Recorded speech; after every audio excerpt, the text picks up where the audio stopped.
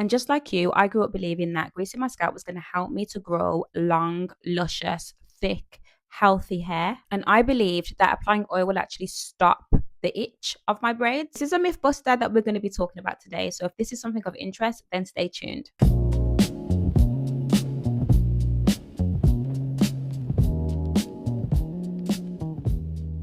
As a qualified trichologist, I see many people doing this out of the pure love and joy and satisfaction of the appearance of a healthy scalp. If it's not shiny, it's not healthy. That's the thought process that a lot of us have. But biochemically, you might actually be choking your hair follicles. And today, we're going to break down the science of scalp buildup and why a inflamed scalp is actually the opposite of what we want to do. If you're new here and you are looking for science-backed, honest scalp care and hair health, then my name is Shireen, and I'm so glad that we met each other on this platform. I'm the founder of Ivy Wild, which is a non-toxic plant-based hair care company. And I also am the founder of Braid Social, creating an environment for people to be hair educated without all the nonsense and the fluff, so it's easy for you to understand.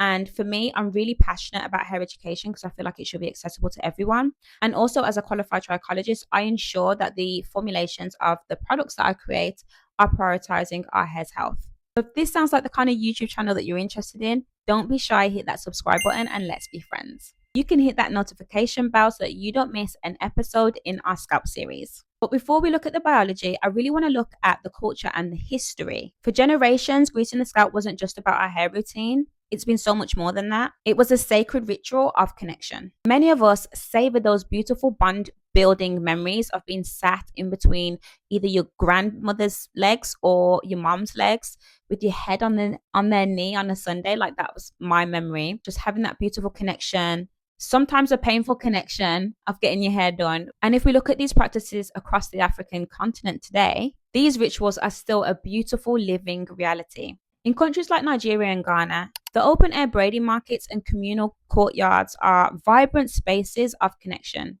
And in East Africa, among communities in Kenya and Ethiopia, hair prepping, oiling the hair, oiling the scalp, these are multi-generational spaces where grandmothers pass down their stories to the daughters, to the mothers, and that's how this bonding connection lives on through our matriarchy, which is so beautiful. One of the most famous examples of this that has literally been like a viral sensation has been the Basara women of Chad. Their hair rituals have captivated the entire world. Why? Because their hair grows so long. For them, hair care is a collective. It's about the relationships that you have with the women around you, braiding each other's hair all day, layering of traditional ingredients that are going and being weaved into these beautiful braids. And it's the traditional ingredients that keeps the hair strong. These exact traditions traveled over to the Caribbean islands. And as a girly with parents that are from the Caribbean, I know firsthand that this ritual is just as deeply rooted in the West Indies. I've never got my hair done in Barbados before, but I can imagine just being sat on a step,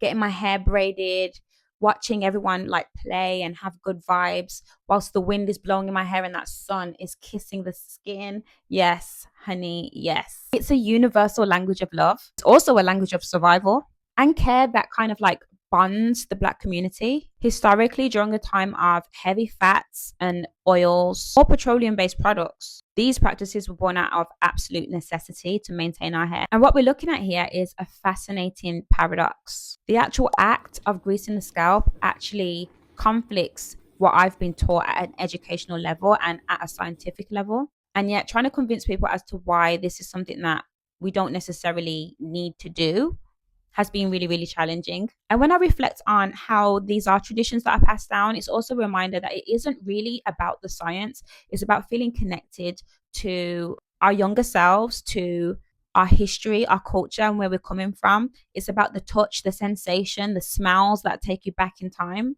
It's the protection, it's the shared memories. And to be honest, that's exactly why I founded Ivy Wild in the first place. It isn't about tossing away heritage or feeling as though the elderly don't have any information that they can give us. It's not about us thinking that we know it all. It's about us embracing the fact that we've come from such beautiful lineage. It's having enough respect to weave in what our elders have taught us with what we now know today. I'm just going to flick the light on quickly because the sun has gone in now. Okay, where was I? It's about weaving the science into our own history so that we're taking ownership of education that we're informed with so that we can apply it into our day to day so that it makes sense for us in our routines and how we want to style our own hair. Our ancestors and our elders have always done the very best that they can do for us. And now we get the opportunity to keep that beautiful cultural connectivity alive. So let's take that ritual from Chad as the perfect example of where history meets the modern day. Everyone online has gone crazy for Chebe or Chebe powder, however you like to pronounce it, because different people pronounce it in different ways. And looking at the long hair of the Chadian women is enough for anyone to go crazy about what that secret is to get those beautiful long tresses of hair strands. Key thing I want people to take away from this video today is the ritual that the women in Chad, what they're doing when they're applying Chebe to their hair strands is the fact that they're applying it to their strands, not the scalp.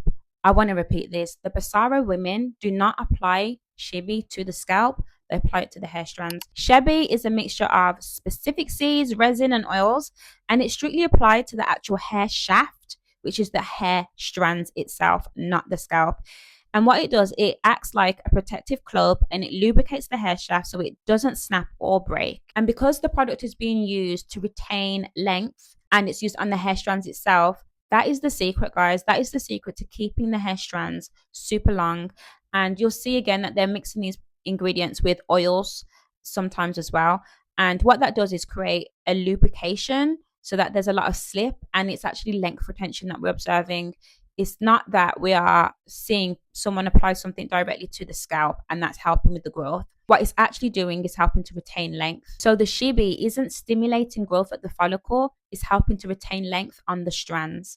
There's no growth stimulation happening at the follicles. It's all about the length and retaining the length.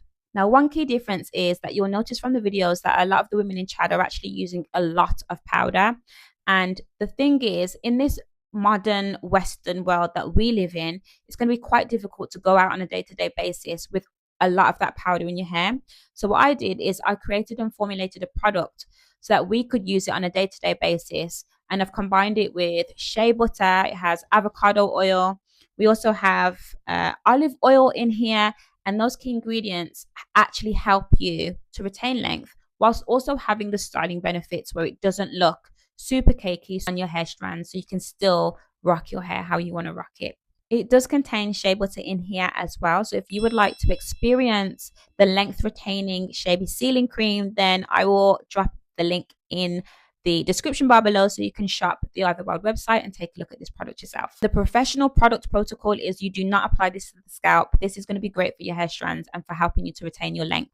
We use the Chebe sealing cream as a mechanical sealant. So you can use it in the LOC method or the LCO method. So that's liquid cream oil or liquid oil cream. You can use it from root to tip. And most importantly, we want to pay close attention to the ends of our hair because that's the oldest parts of our hair strands. Let's be completely honest about the visual trap that a lot of us fall into when we see a shiny scalp, automatically assuming that that is a healthy scalp. When you part your hair and it has that glossy mirror-like reflection, it looks nourished. It looks like you've cared for the scalp.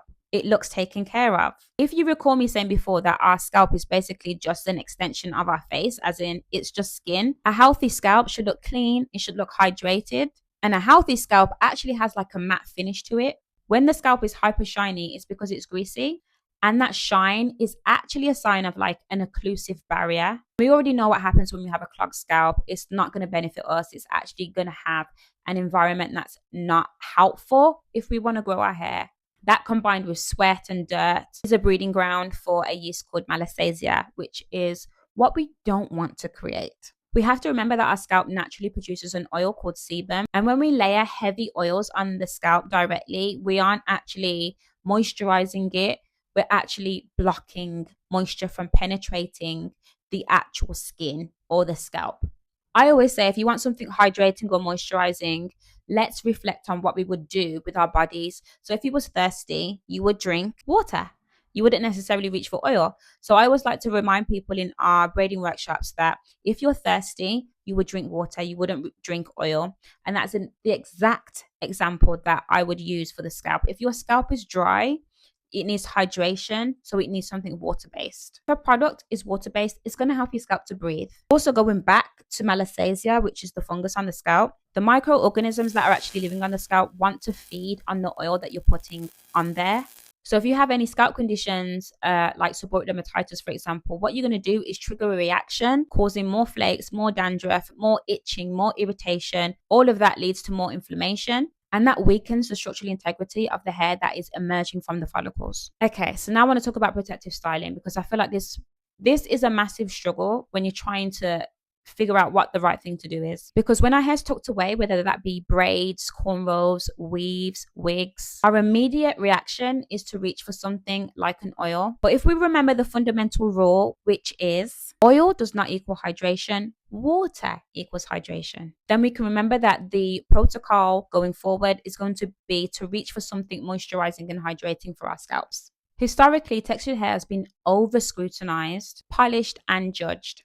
We already know that there is a deep-seated social anxiety around our hair being perceived as uncleaned and unkept or dry in public professional spaces and also within our own community. What I want to remind you of today is that true confidence is when we stop styling our hair out of fear of perception, is when we embrace the culture and identity and the history and the beautiful heritage that we're coming from, and we use informed education to make choices that are in alignment with a high sense of self-esteem and a high sense of self-worthiness. You are worthy of great things. You are worthy of products that include ingredients that care about your well-being first. So the next time you're caring for your scalp or your hair, or you've seen yourself in the mirror, I want you to remember the following affirmations. I release the expectation of perfection, and I embrace the natural rhythm of my body. My worth is rooted in who I am, not how others perceive me. And as we close the video for today, I want to reflect on how we have changed in modern society. Remember when we used to sit between nanny's legs or mommy's legs, getting our hair done on a Sunday evening, ready for the next day? Whether that's in Chad, Barbados, London, Nigeria, Ghana, the reality of that connectivity that we used to have is dwindling away, and we really need to pull that back. Life's gotten faster, communities are growing, some communities are feeling more separate more than ever before, and we often find ourselves sitting alone in front of a mirror trying to navigate our hair ourselves. We've lost that physical space and we've lost that connection, the shared stories, the shared laughter, and the collective care. So what I did was create Braid Social, and Braid Social is all about bringing all of that back together in one space, the spirit of community in one room. And if you would be interested in coming to one of our Braid Social events, you are more than welcome.